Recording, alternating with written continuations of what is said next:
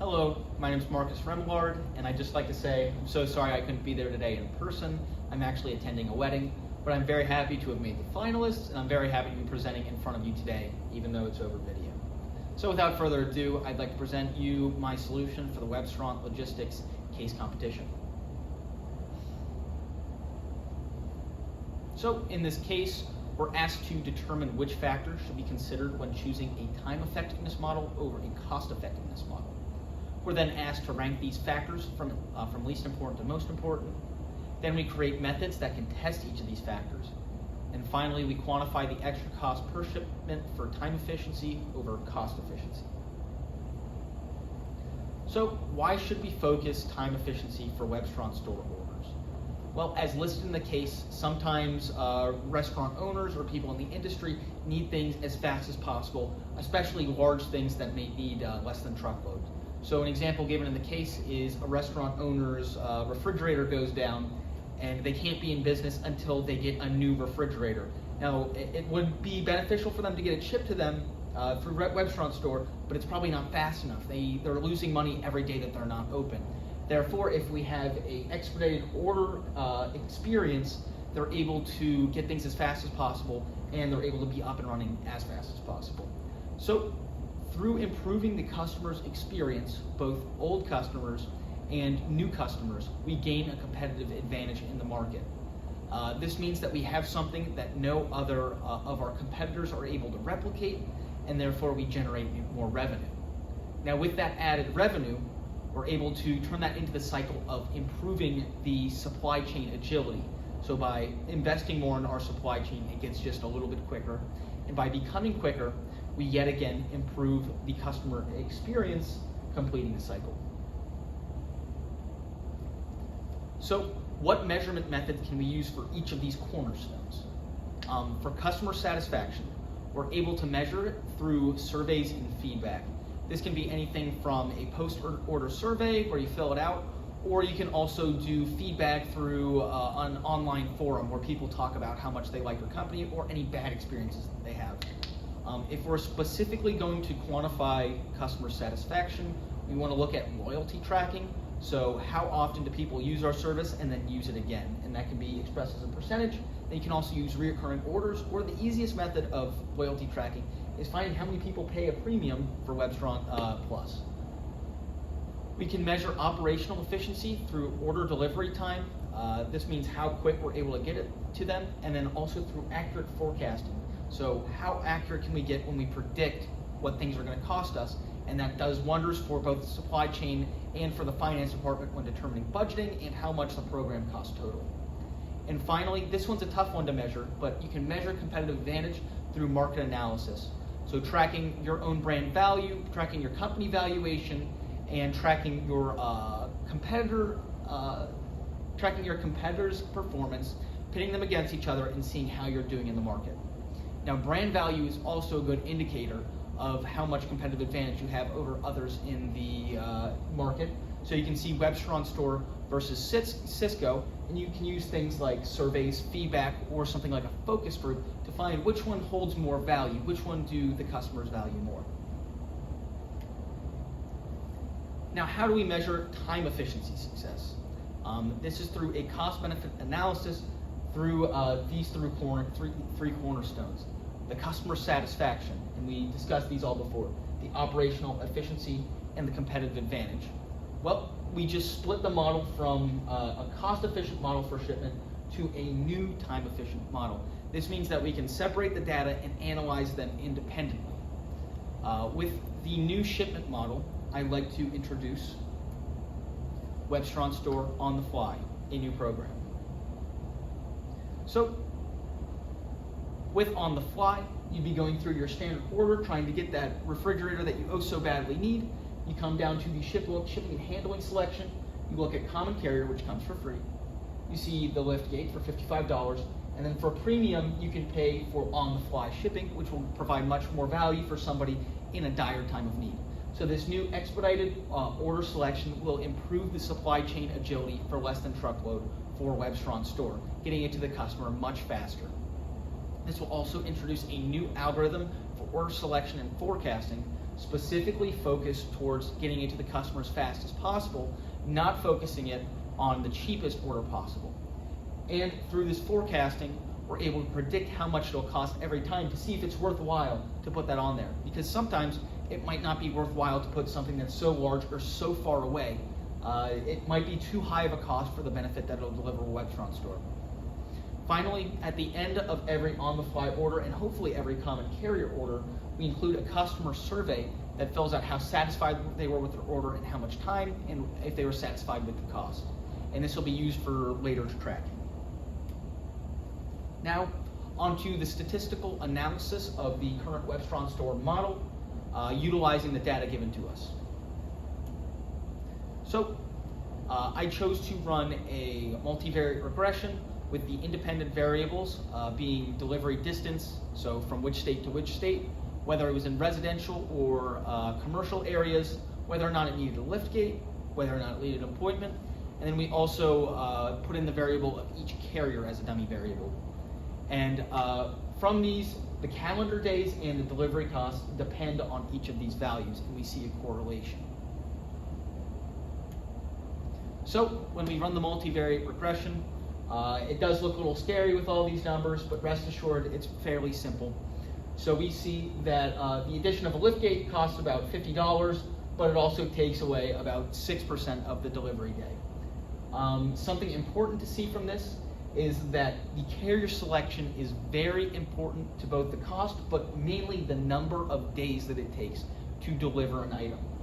As you can see here, by choosing cross-country freight solutions for delivery, you on average reduce the number of days it takes to deliver by almost an entire day. And if you don't believe me, you can see down here the confidence interval with 3 stars, mean this is verified at a 99% confidence interval.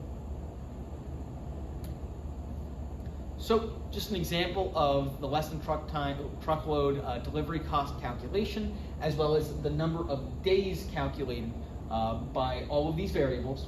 We look at the most common order, which is a commercial order with no liftgate, no appointment, from Georgia to Florida with any carrier, it doesn't matter. That'll on average cost about $234 and get delivered in 2.4 days. Now, if we go with a profitable carrier, not profitable, but a beneficial carrier through carrier selection, we see that a commercial order with no liftgate and no appointment from Georgia to Florida through RL carrier specifically will reduce the transit time by about 0.2 days, but also increase the cost by $66. So this leads to a 40% cost increase, but by choosing this carrier, it'll reduce the transit time by about 9%.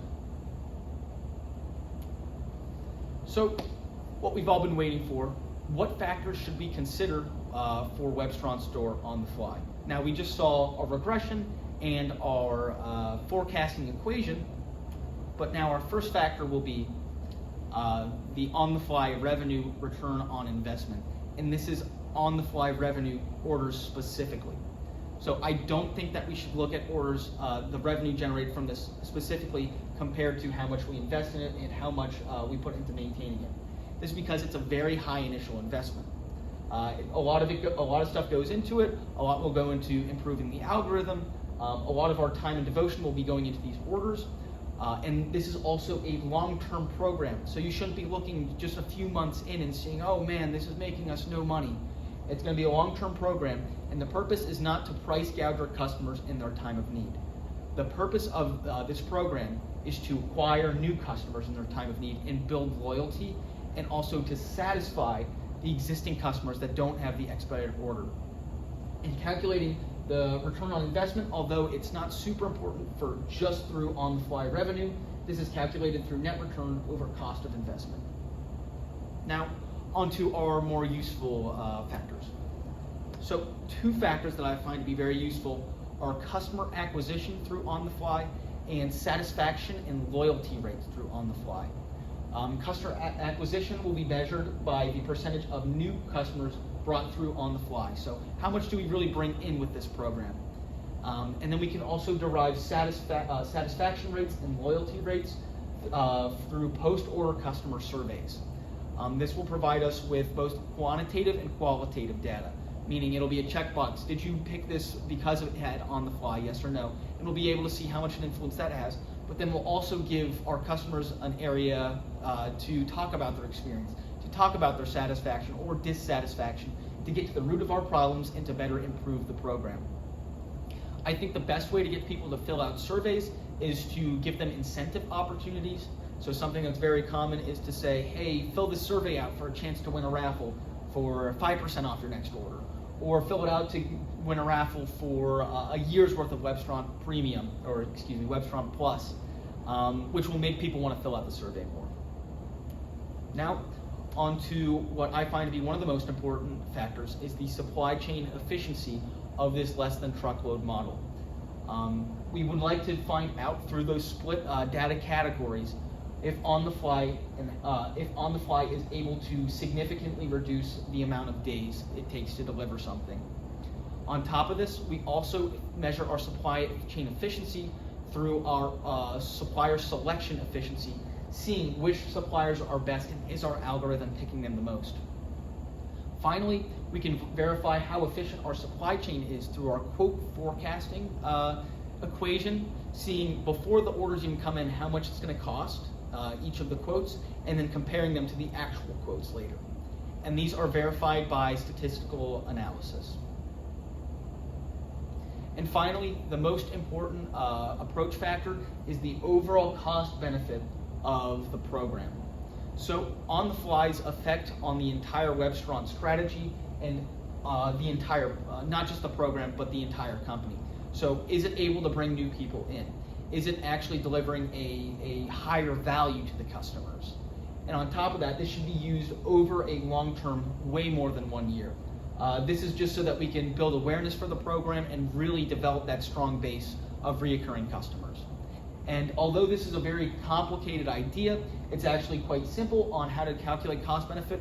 It's just the benefit of the program and on the rest of the company over the cost of just the program and its maintenance. So, just to summarize our factors, we would like to stay away from on-the-fly revenue return on investment, especially in the short term. That's because the revenue itself won't be made a lot. We aren't looking to price gouge our customers with something when they're in a dire time of need. We're looking to bring them in with the new expedited order option and keep them for the great service that is Webstron Store with that cost-effective model. We then move to our more effective factors, which are customer acquisition rate, how many customers we're able to bring in, and we're able to quantify that through just tracking each of the orders, but also through our surveys, which will also quantify our satisfaction and loyalty rates of our customers. And this will be both quantitative and qualitative, so we get to see the data set and see how satisfied they are, but then also get to hear how satisfied they are with our program. Next, we move on to supply chain efficiency. We run yet another regression analysis to be able to better predict how good our forecasting is. And finally, the most important factor to consider with the new on-the-fly program is the overall cost benefit on Webstron Store. So seeing how much this program benefits our company, how much it brings new customers in, and how much of a competitive advantage it delivers over our competitors. So why would we choose on the fly? Well, through on the fly, just in review,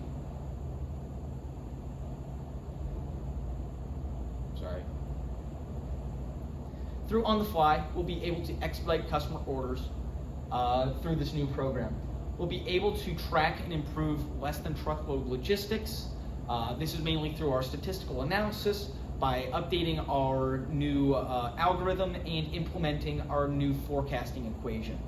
With this forecasting equation, we're able to predict future order costs and order quotes on top of the amount of delivery time before we even get the quote. And then we're able to compare that to the quote to quantify how good of a quote we're receiving. And finally, we're able to quantify the program's marginal benefit, not just specifically its revenue, but its overall benefit on the company through our cost-benefit analysis. Now, on to some questions. Would this program be available with Webstron Plus? So the overall goal of On the Fly is to bring in new customers. With that being said, I think it's a great idea to incorporate it with Webstron Plus. I think that maybe giving a discount on expedited orders to the Webstron Plus members would be a great way of integrating it. Also, maybe a loyalty benefit for Webstron Plus. So if you have your subscription for a year, you get one order for free through On the Fly. The next question is, how can we verify the accuracy of the forecast created and future forecasts?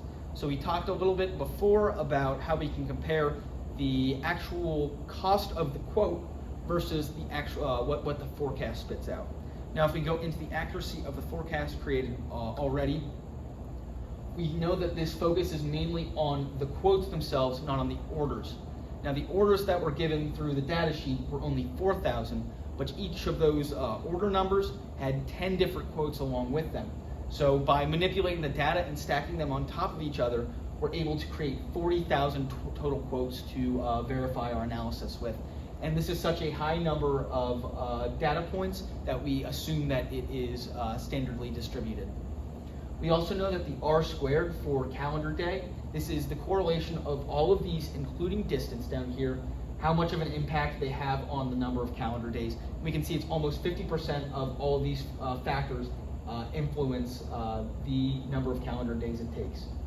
And finally, just as a little additive, we asked this model to quantify how much a liftgate costs the company, and it says that it costs about $47 per order to add the liftgate. And if you saw before, the average cost of a liftgate on the website is about $55. So it's pretty darn close to getting it accurate. And then finally, can you describe a situation of how the program ROI is negative, but the overall cost benefit is positive? So the overall purpose of On the Fly is to completely break even, especially over a long period of time. So in the next few months, it might be a huge investment and a huge maintenance fee to keep up On the Fly. But over time, we hope to break even with that, but also pull people in to the overall cost, or to the overall benefit of the company. The overall cost earnings through something like our standard Webstron orders or Webstron Store Plus. And with that being said, I'd like to thank you so much for your time today. This was a very fun case, and I really enjoyed doing it. Thank you.